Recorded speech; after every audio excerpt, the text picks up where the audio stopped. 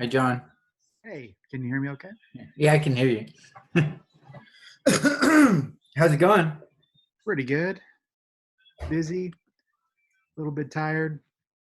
Um, yeah, things have been crazy busy at work, and teaching kids at home is not easy. So, Yeah. but not too bad. How about you? How's your week? Uh, all right. Just been not doing a whole lot this week, really. Uh, Finals are done finally. So, Hmm. That's a good relief, I bet. oh yeah, I'm glad to be done with that. Yeah, I that was some of my favorite parts of actually, yeah, the favorite part is it being done. Uh, Right? like every summer was just wonderful. Every break where semester was done was great when I was in college. Yeah, I'm gonna be starting school again though. Monday I have a class Hmm. starting. Are they on a quarter system, or how do they? uh, it goes. They have summers, fall, and spring. Oh, okay, so the trimesters. Yeah. So I'm starting summer courses on, well, there's only one class on Monday, and it's I don't know, somehow I'm doing walking fitness or something online. So does that fulfill PE requirement? Is that for the Yeah. general education portion? Yeah. Yeah. I have to do a couple PEs, and it's kind of weird. I'm actually going to go and do the whole thing, like finish the college thing. Yeah. Good. So will you? What will your associates be in exactly? I think I'm just taking right now. It's just going to be business, and I don't know about mechanics. I might just do the certificates with that, which I'm almost done with that already. I imagine the certificates are what matters in the actual market, right? That Yeah, gets you hired. yeah, and then the rest is you take the ASE tests, and you just pay for those and take those. So Hmm. the more you take, the main thing is if you have like a smog certificate, and then then you'll get hired anywhere Hmm. because nobody hardly has that. Huh. Well, why is that? Is it a tougher skill, or what's the? Honestly, I don't know. I think you have to have so many different ASE tests done first before you can get it, or something like that. Okay, so the just So the gateway to it is tougher to pass through. yeah, yeah, it's not as easy as just like going straight to work. A lot of people just go to college and then go right to a shop. Yeah. Well, I mean, it makes sense. Like, if you want a competitive advantage against other people out there in the workplace, Mm-hmm. in terms of your skills, if you're the one who's willing to go the extra mile and get the certifications that others aren't, Right? it seems like a good way to get a bit of job security. Yeah. Besides, school's kind of fun. Yeah. Well, I mean, I think so. Well, I like learning too. It's weird. Yeah. Well, I mean, it's nice to. Yeah. I mean, I understand. I mean, education has been. Yeah, it's such a hit and miss thing with me. Thinking back on like our elementary school experience and then high Oh school, yeah, in elementary terms school of, sucked. yes, well, we had a very rough elementary school, particularly at the time that we went there. It was, I mean, pretty impoverished.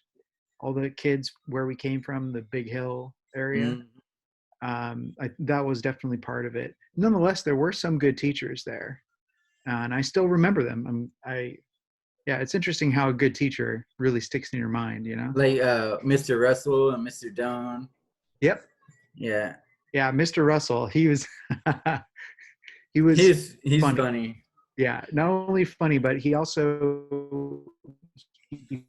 really enjoyed history. You could tell, Mm-hmm. it came across in his lectures. So yeah, those are some of my favorite teachers Yeah. when I was there. But yeah, and then even through high school and so on. But a lot of things like mathematics.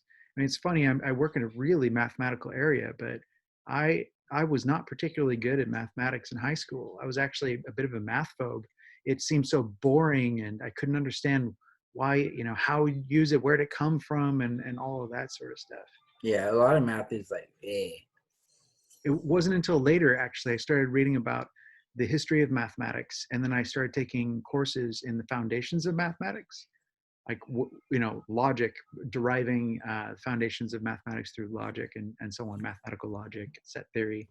And then suddenly it's like, oh, all those questions I had that my teachers couldn't answer, suddenly I could see applications. I could see like humans thought this up for a reason. This came about through like a historical context where they had real world problems they were trying to solve. And Right. unfortunately, math education didn't cover any of that. Huh. Yeah, that's kind of cool actually. I never really, you really don't always think about stuff like that. Like how did it happen? And a lot of times you think, and you're like, wait, how could it have happened? You know what I mean? Yeah. Like a lot of things is like that. Well, I mean, like so many things, right? Once you learn something, you're like, it's obvious, you've like, it's in you and it's easy. But then Mm, someone had to come up with that. How did yeah. that happen? So like, do you remember Cartesian coordinate planes? So, What's that? X and Y axis, right? So you can Okay. imagine on a piece of graph paper, you've got X and Y axis, and then it's the way that allows you to get from equations into geometry, right? That they're equivalent. It's so algebraic geometry is actually the area of mathematics that came from the inventor of this, who's Descartes, right? Mhm. So, anyways, but how did he come up with that? The story is that he was looking up at a tiled ceiling and he saw a fly on the tiled ceiling, and then it occurred to him that if he just numbered things this way and that way, he could tell you exactly Where the fly is? where the fly was. Yeah. So it's just funny how, like, to me, it helps connect it. Like, it makes it, instead of this like, okay, here's this arbitrary thing that you have to learn, into something like, oh no, this is how the creative process worked for someone, because it is creative, like coming up with new Hmm. mathematics and new notations and so on. Yeah, Uh, who came up with pi? You know what I mean? Like, yeah, well, pi is an interesting one. It's a yeah. So yeah, I don't know. Okay, I don't know if you're interested, but if you go way back in history, we all started with the counting numbers, right? Because that's the apparent stuff, right? Where you're like, Mm. okay, I need to know how many sheep I have, and I need to, the counting of things. And Yeah, then, basics. yeah, so we all started with whole numbers, right? And then successively there were innovations, just brand new ideas, but they were driven by actual problems. Like, well, what do you do if you want to fairly divide something? You can't do it in whole parts. Hmm. So then you're going to have to split those units into pieces. So then you Yeah, start to get notions of fractions. yeah, and they're like, ah, what am I gonna do? Yeah, but they came up with mathematical, various thinkers through history came up with ideas, or how to extend counting mathematics, the natural numbers, into fractions, what are called the rational numbers. And then eventually they came up with irrational numbers. So that's where people started freaking out a little bit, because it was like, how does this work? Because a ratio is easy for a human to understand, right? Like two Hmm. thirds, or once you learn what it means, right? Or one Right. half. But then you start saying, well, what about, so this is where it actually came from historically. So there's a school called the Pythagoreans. The Pythagoreans were if I remember correctly, a Greek. Yeah, they influenced Is Plato. is Anyway, this where the Pythagorean theory came from? yeah, the Pythagorean theorem came from, at least no one knows historically exactly who came up with it, but the school was named after Pythagoras, and he was a bit of a mathematical mystic Mhm. philosopher. And he believed that the whole universe was made of number, if you will, and that it worked in accordance to the harmony of number and ratios. And so they, if I recall correctly, also they came up with the ratio system for music, because if you look at harmonics, they go in natural ratios. And so they Mhm. believed that the whole universe was kind of in this grand harmony that, like, there was mathematical nature. But then the Pythagorean theorem, do you remember what it is? Yeah, it's how you square a corner. Yeah, so how do you get the hypotenuse of a right triangle, right? A Hmm. squared plus b squared equals c squared, right? Where a is one side, b is the other side, and then c is the hypotenuse. right? Yeah, certain numbers work on it. I think like what, like 1, 2, and 3. I think works. I think right, and So then like 3, 4, and 5. I forget. I had to do it a bunch of times doing construction. yeah, but you have to use a square root when you do that, right? Because so if you want to find out what C is, right, in order to eliminate, so you can sum those two up, but there's a squaring operation. We just use a measuring tape. You measure like 3 feet this way, 4 feet that Yeah, way, and it's 5 feet in between, and it's square. yeah. Like if it matches up. So I mean, that's a way. I mean, you can always do it empirically like that, right? Yeah, But in order to drive it algebraically, you would do the a squared plus b squared equals c squared, right? yeah. If you So do it it on requires paper. a, yeah, and you when you do that algebraically, it requires a square root. And then, so if you get something as simple as 1 and 1 square root of 2, and then it's an irrational number, it turns out. And all Right. irrational means is that it has no ratio. There's no like Yeah. two whole numbers that you could use to say that's it. Yeah. Okay. So, Yeah, so I that get freaked that. them out because Yeah. they thought the whole world worked according to ratios, basically. And then they pointed out that you can't capture certain numbers in ratios. So, in any case, I mean, well, there are a few things that are kind of funny about them. Like they believe that what I believe that beans were bad. Like they don't eat beans, and they had weird culty rules. But they hid that result apparently, at least according to the mythology around it. Pi is a little different though because it's what's called a transcendental number. So irrational numbers, can't be expressed in terms of a ratio. Transcendental numbers have no repeating pattern. What I have to think about this. So it's been a while since I've looked at this, but I believe there is a pretty solid distinction between the irrational numbers and the transcendental numbers. Pi is a transcendental number, and that's just another ratio. It's a ratio between. So let's see, what is it? The circumference of a circle and its radius.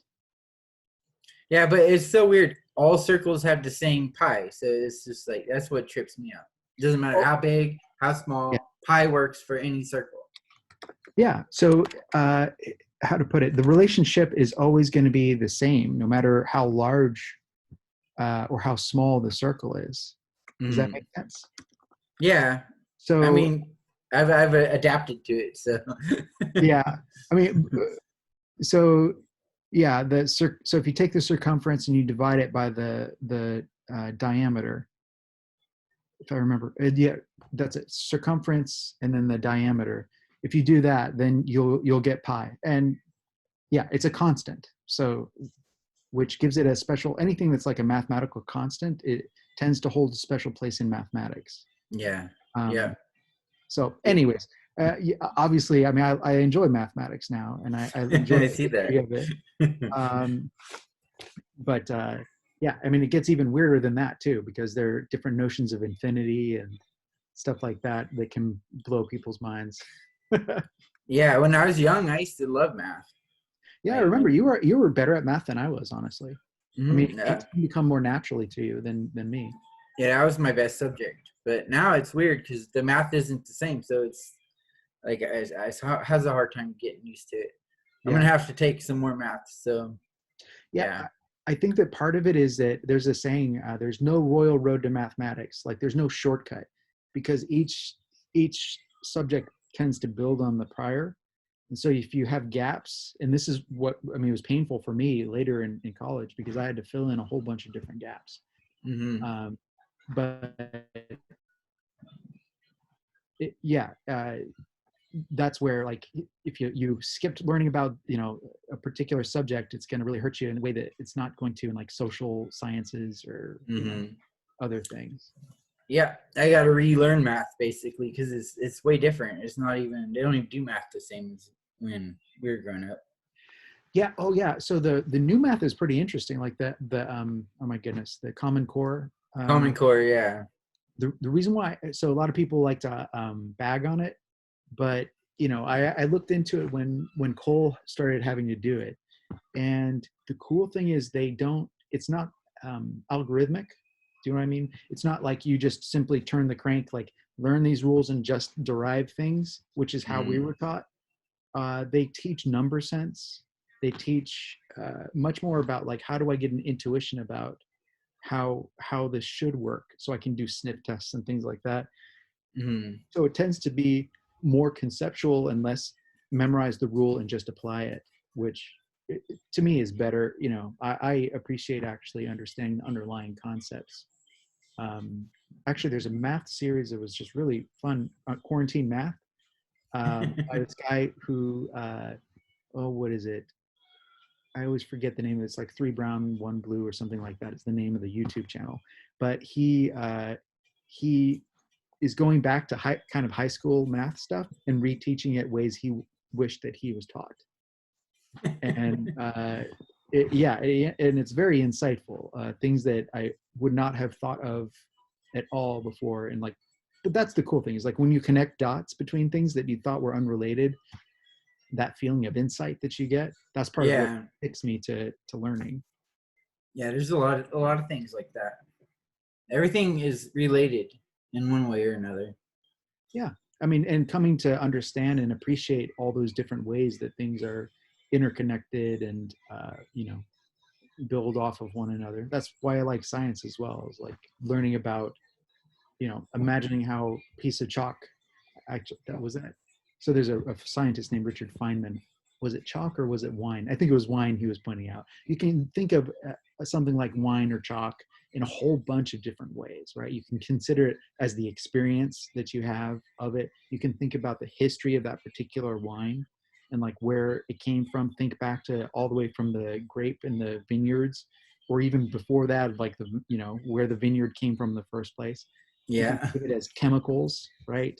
Like the atomic constituents all the way down to, subatomic particles, and then all the way up to atoms and into compounds, chemicals, and so on, and how it interacts with your biology. And anyways, it's just like the endless fascination, the different dimensions of the world and how you can come to understand it. That's the thing is you'll never know it all. No Yep. matter how hard you try. You could sit there learning 24 hours a day for your whole life and you're not going to learn everything. Yeah. And what's interesting is I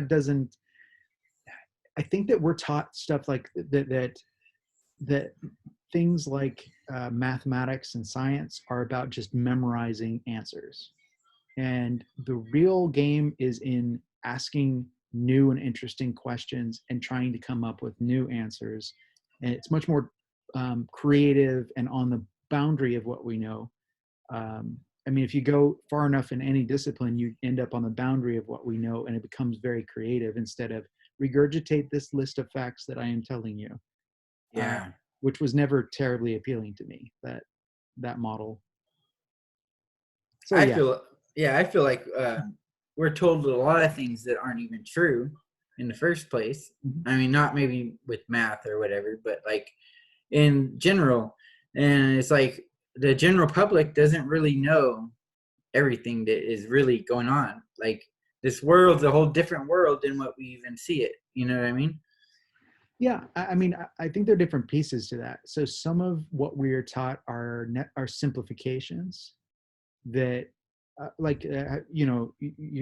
no doubt I've seen like the model of an atom that looks like a planet with the moon going around it, like the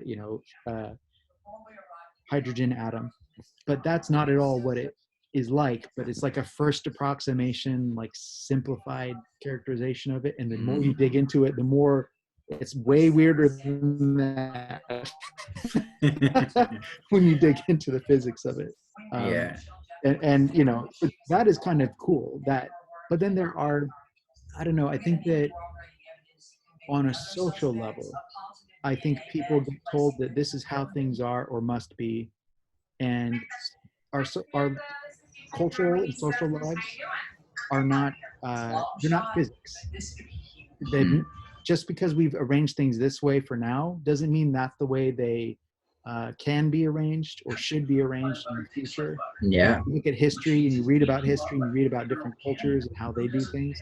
I think it helps open your mind up to like all the Yeah. possibilities out there. Yeah. Well, my mind is so open. I believe anything is possible. Like for real, like anything. Like Yeah.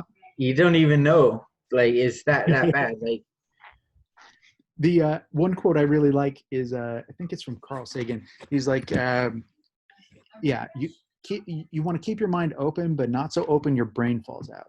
There's like a necessary tension, right? Because if you're so open that you are taken in by everyone, right? There's a Yeah. certain naive position that you can take where it's like, I'm going to believe anyone or anything. No, it's not like that. But then on the other extreme, though, is like, I will only believe the most absolutely proven and, I won't believe anything possibly. Unless I see it, and then I still might not believe Yes. it. Yeah. So either Yeah. way is kind of is too simple of a strategy for the world we live in. Yeah, You I'm know? open-minded, but I'm not gullible. Yeah. Don't never want to be taken in by No. because people will of course exploit being gullible. Yeah, Them. I'm open to like the world and like everything around us, Yeah. basically. There are people who so I don't know if you know this. I'm not particularly religious. I'm an agnostic. I don't know if there's a God personally. Mm. But the part of religion one of the parts of religion that I'm most sympathetic with is a reverence for the mystery of the universe, in the sense that we live in an amazing universe, and just having that humility to say, I don't know in so many ways, and that's okay. And and the part of the thrill of living is hitting those boundaries of what you know and learning new things, experiencing new things, and so on. So that's a kind of a general orientation that I find appealing personally. But I Right. also like some of the ethical stuff, like the emphasis of agape and love in Yeah. Christianity, for instance, or in Buddhism, there's a notion of compassion that I find very compelling. So they're like ethical things and epistemic. Mhm. You know the term epistemic? Epistemic. Yeah. So Probably it's not. from philosophy. So there's I there's haven't taken philosophy yet. well, I mean, it may interest you. So there are three kind of core areas of philosophy. There are lots of sub areas and so on, but you can think of three different major areas of philosophy. There's epistemology, like what you know. There's logic, which is how you know truths. And then there's metaphysics, what exists. I'll add a fourth, ethics, what is right. Mhm. So they're just general areas. And epistemology is, how do you know things? How does Okay. one come to know things? So anyways, I'm geeking out with you here, but Yeah. No, it's okay. but yeah, I just very much enjoy all these areas. I mean, obviously I have a philosophy degree, so I did that for a reason. It was very interesting. I know if I have any questions, I know who to ask. Yeah, if you're interested, Yeah. yeah. And For- there are practical applications too. So yeah, so I have a degree in philosophy and I have a degree in psychology, oh and, wow. and I minored in computer information systems. So that's all my undergrad stuff. Yeah, and that's what you're doing. Yeah. Well, and then Isn't that I weird? not real. So it's interesting. So I went to grad school in logic and computation, which is actually in philosophy, and I was mostly looking at philosophy of science, epistemology, philosophy of mind, sorts of stuff. And it was a very interesting school. So it's Carnegie Mellon, and then You went when to Humboldt, right? so yeah, so for undergrad I went to Humboldt State University, and then for graduate school I was accepted at Carnegie Mellon. Can you say that again? You were freezing up. I for graduate school I was accepted at Carnegie Mellon University in Pittsburgh. Oh, okay. So, and that's where I was there for logic and computation. And so I learned some very interesting things there, including like decision theory, like the mathematics of rational choice, like making optimal choices and things like that. statistics, machine learning, lots of interesting stuff. Well, I learned statistics undergrad, but more interesting statistics Right. at CMU. But in any case, when I got out of college, I actually became a technician, an IT technician. So I didn't use any of the skills except the computer information systems. And that was like your bottom one, like you're like, yeah, I'm just gonna take these for like your side chick. Yeah, and most of my technical skills was just derived from me. Like I programmed games in BASIC for a little while, just Mhm. because was interested in it. So I just did it, and I designed web pages and things like that. Yeah. So it was mostly self-taught. Um, but then when I went into IT tech, I was responsible for basically everything with electrons at the company, and so uh, that's a great way to have a crash course in IT. So I did network administration, so all of the network communications sorts of stuff, the phone system, programming that, even the punch board where like we rewire things. Yeah. What's funny is you started this back when computers were like just coming out, really. Because remember, like, I mean, they came out when we were kids, but like the internet, there's no internet until, yeah, probably until about that time. Yeah, well, we got a late start to computing. I mean, for being in California in particular, because in the rural area with not having access to a computer, that Mhm. it's a bit of a bummer because a lot of the kids and the people I met in my professional life and in college, they had access to computers way earlier, and so they were much more. They had more facility for it than we could because we didn't have that. Uh, Yeah. The so old green computers at school, remember the old yeah, the old Apple. Macintoshes? Apple Yeah, Macintosh, yeah. yep, yeah.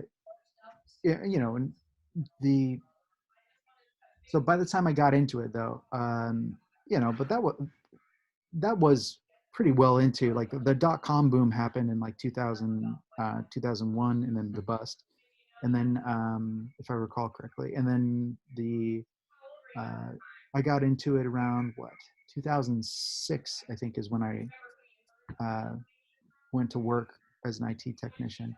But then I quickly moved up, like from IT technician to doing business intelligence analysis. Um, so I set up an accounting system that interfaced with Microsoft BI products that basically counted like how profitable our projects were. So Okay. it's like arithmetic. It's like Yeah. we charge this much for this much time and for this material and so on, and then we the cost of the materials and the cost of the time are that much, and so on. So, but it was a pretty complicated system because accounting systems can get ridiculously detailed. Yeah. Anyways, so yeah, I worked through that. I became a performance management analyst. So I've been in a few analyst roles, and that's where I did statistical consulting for the work that we're doing on environmental engineering too. So I started more and more. I would use more and more of the skills that I had gained through college, and yeah, and then performance management analyst, and then eventually data analyst, and then data scientist, and then manager of data science, and all of that stuff. So I was very lucky though, because like career wise, there were a few ups and downs in our economy through all that time, Mm. especially 2007, 8, 9. Mm. But the world of technology isn't touched the same way by some of those downturns, particularly in Yeah. the areas that I was in. So yeah, very lucky. Yeah, you're pretty safe. You know what I mean? Yeah, I mean, relatively, right? Like, Yeah. good times and bad times. If a recession hits hard enough, it's gonna hit us all, but in Yeah. different ways. But yeah, compared to a lot of things, like if I was in the real estate industry, 2007 to 9, Yeah. froze up there again. So I heard you. But yeah, like if I was stuck in like the real estate industry, that could hurt a lot. Yeah. Yeah, for sure. So, Like, anyways, I'm curious where you want to go. right? What's that? I'm curious where you want to go with your career, like and what you want to pursue. Um, Honestly, I want to like become like a life coach or something like that. I want to like help people. And I'm not really interested in the money part of it all. Yeah, Mhm. it's more like just helping people. Yeah. I'm trying to think, the tough thing about being a life coach, and I think we talked about this before, is that anyone can enter into that market, right? Anyone Right. can try to set themselves up as one. So, I mean, one of the things that competition wise is good, just like we're talking about the licensing, like setting yourself up to have something that others don't have. Yeah. Um, and also, well, I've read a bit about, and I find this interesting that, um, so how do you get trust, right? How do you get someone's trust? Whether it's for being their life coach, or me being hired as a data analyst or anything like that. Hmm. And it, it comes down to kind of two big things. Communication for sure. Oh yeah, I mean, certainly you need to have communication skills, but broadly speaking, you have to have like credibility in that Mhm. area, and you have to have character. I think is also good, right? So Yeah, that's showing that you're a trustworthy person, and so on. Um, so like thinking about how you can establish yourself in credibility and character, so to speak, I yeah, think is a way, anyways, to think about how to tackle that problem of working your way into that space.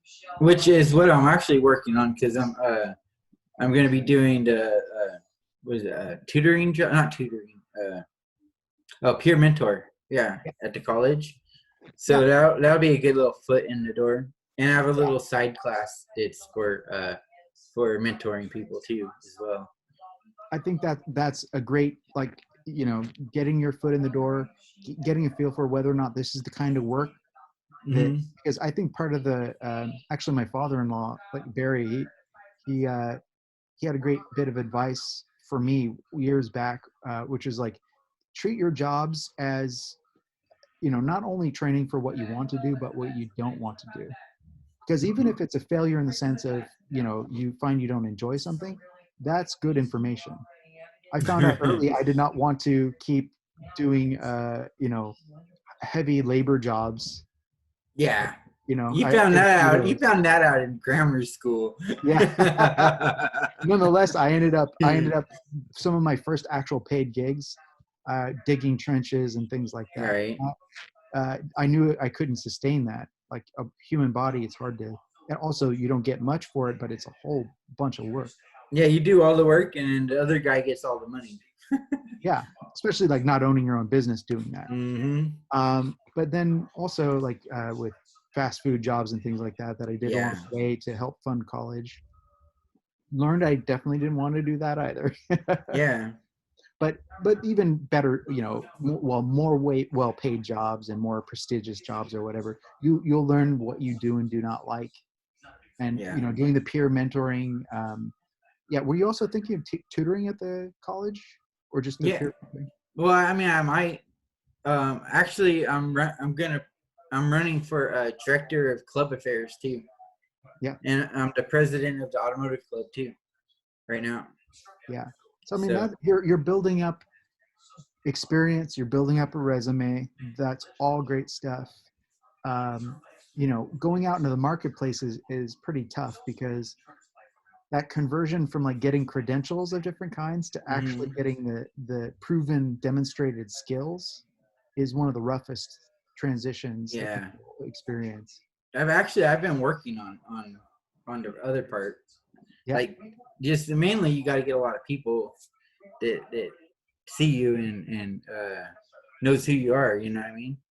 yeah, And like yeah. you said, you build Networking, trust and definitely. I mean, if again, like building a pool of references in that way, I mean, people who you've done well by and who are willing to support you and put in good word for you.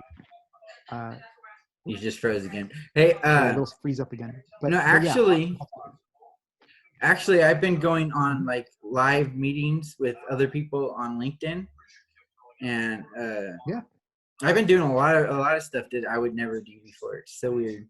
yeah, And so like all these bigger name guys that have like 130 plus thousand followers and stuff know who I am. And he told me when I came on the show, he's all like, he already knew who I was. Yeah. Because I've been so active on there. Yeah. Right. I have 8,000. I just broke 8,000 followers on LinkedIn. That's great. So yeah, certainly networking that way is good.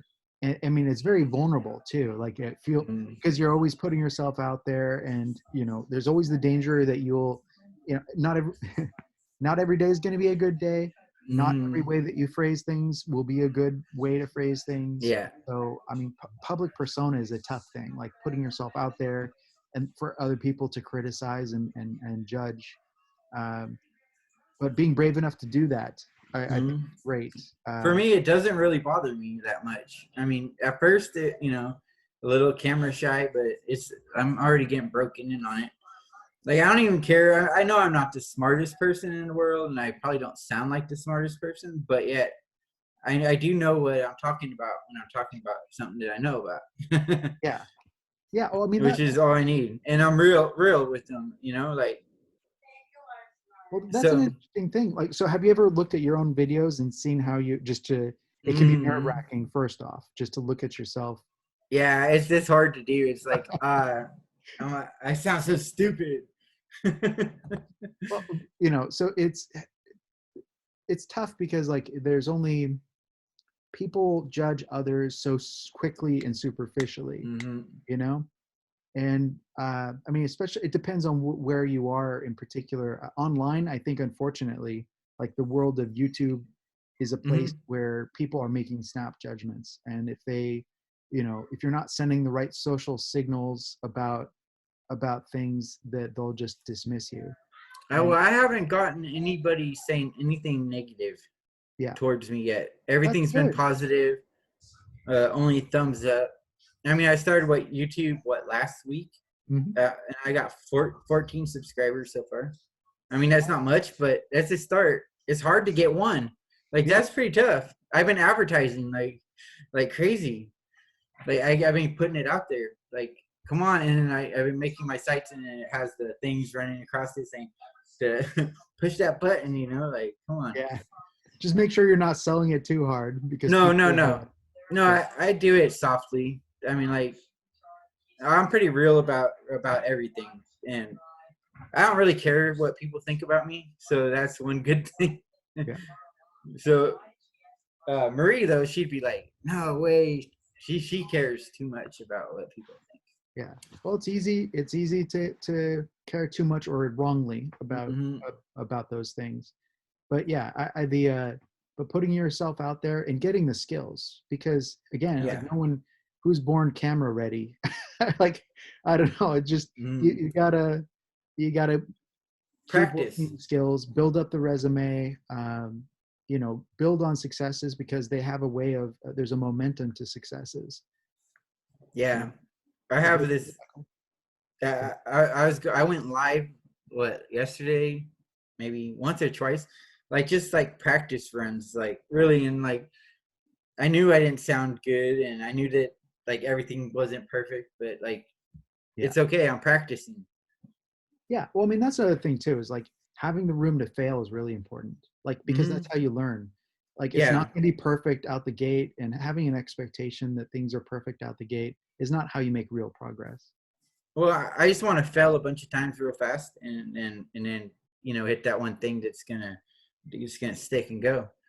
Another thing I want to do is I want to like be able to like speak, like public speaking, because I mean I have a lot of things I could speak about just because my life experiences. Like, I want to help people not go where I went. You know what I mean? I think that's the biggest thing I want to do. Yeah, I mean, I think that is a noble goal for sure. I've had thoughts about that too, about trying to do mentoring in the community for at-risk youth, because that's how we grew up, was at risk. I mean, like classic at-risk youth. If we could save one family, like our family, like, me, you, and Christine, like, that would be a big success, I think. if you could just save Yeah. one, you know? Mhm. And I wonder. Yeah. I feel Oh, I'm like we sorry. could save a bunch. It's okay. Yeah, yeah. No, I definitely. The have you considered social work? Um, It can be yeah, emotionally taxing to like to deal with stuff like that. yeah. Um, I don't know if I can because of my felonies. yeah. Well, yeah. Well, that's a good thing Yeah, to consider. Like, I honestly yeah, don't know how that works, but so I think the things to emphasize is that you've put a lot of work into doing your time and making amends, basically. I mean, you've turned your life around. yeah. Yeah, I don't know. I think I could probably make a lot of things happen that probably shouldn't happen. Yeah. You know what I mean? I could turn things around. I'm pretty good at that.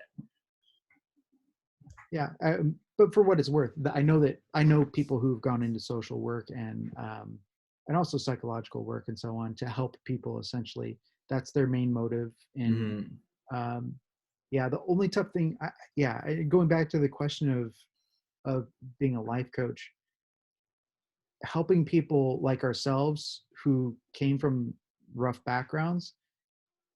What I would wonder is, do they have the money to pay Yeah. for that kind of help? Maybe like doing pro bono work or something Hmm. at Well, first. yeah, that's what I was wanting to do is like, like do work on both sides of the fence. On Yeah, this side, I can like do like really cheap or even for free, yeah, just to help somebody. And yeah, then on this side, you can do a little more fancier stuff and make more money, with people that have more money and that want to actually, I mean, people want to pay for stuff like this. That way, if you pay for something, you're gonna actually follow through with it most of the time. You're like, oh, I paid for this. I gotta get everything I can out of this. yeah, Or rather, if you don't pay for it, you'd be like, I'm gonna drop this. It's no yeah, big deal. That's how his kids are in the college. Like one thing goes wrong, like, oh no, we moved to online. Half the class dropped out. Like what? Just yeah, because we moved to online? yeah. Another thing, just quickly to jump back to philosophy, you may be interested in the philosophy of Stoicism. It's an interesting approach. So it's an ancient philosophy oriented towards living a virtuous life and basically doing what is in your control and then giving up the rest of it. Don't worry about things that are outside of your realm of control. A lot easier Mhm. said than done, right? Right. But I mean, that's way too fast. It's actually a pretty sophisticated philosophy, and they're actually pretty readable books. Like even there's a diary of Marcus Aurelius, who was emperor of Rome. He was a Stoic, and he has his meditations. It's actually pretty readable because it's like his personal diary. He didn't actually intend to publish this, but his thoughts about how to go through life through challenges and so on. Anyways, I'd recommend it. It's a pretty interesting because you get to look into the mind of an emperor, his Right. personal diary, as Oh, well as that's being a cool. good Stoic thinker. But anyways, so that's a bit to the side. But you made me think of it just because of the response to adversity that you know that people often have. Uh, but knowing when to invest and reinvest and to push through and when to give up is a hard thing to think. Like, think of relationships. Mhm. Like, should I work on this, or should I go? It's very rare that the answer is this clear thing that you can just read off of your experience. It's a judgment call. Yeah, it's not just black or white. It's always that gray area. There's a lot of it, and Yep. Hopefully, as people get older and get more experience, they learn how to navigate that gray area a little better. yeah, yeah, it becomes more black and white. Yeah. You're right.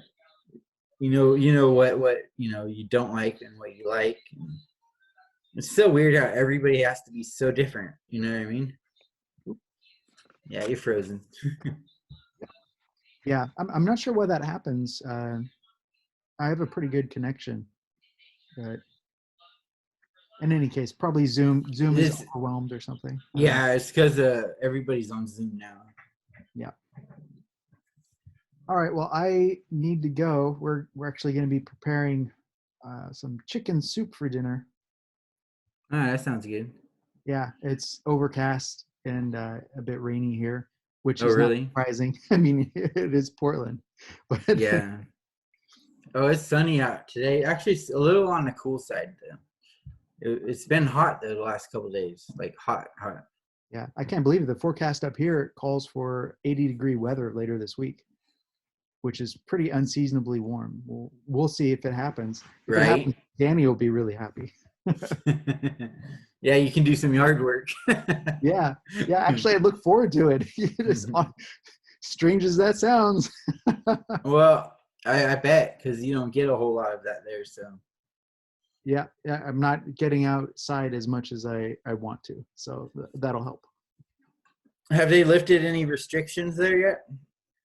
No, not yet. I mean, it'll be interesting to see the different COVID estimates of like the curves and so on. It it seems to me likely that if we're going to get back to things here, it's going to be after this month. So probably start of June. All right, and you're like near Portland, Oregon, right? Yeah, so we're on the outskirts of Portland. So if you go to Portland and then you head west, we're in Beaverton, which is just over the hill from Portland. Okay, cool. All right, John, I love you. Oop, Ah, it we're was up frozen. again. All right, well, I'm gonna head out. I love you. I love you too. I hope you have a good week. I'll see you next Sunday. All right. All right, take care. Bye. Bye.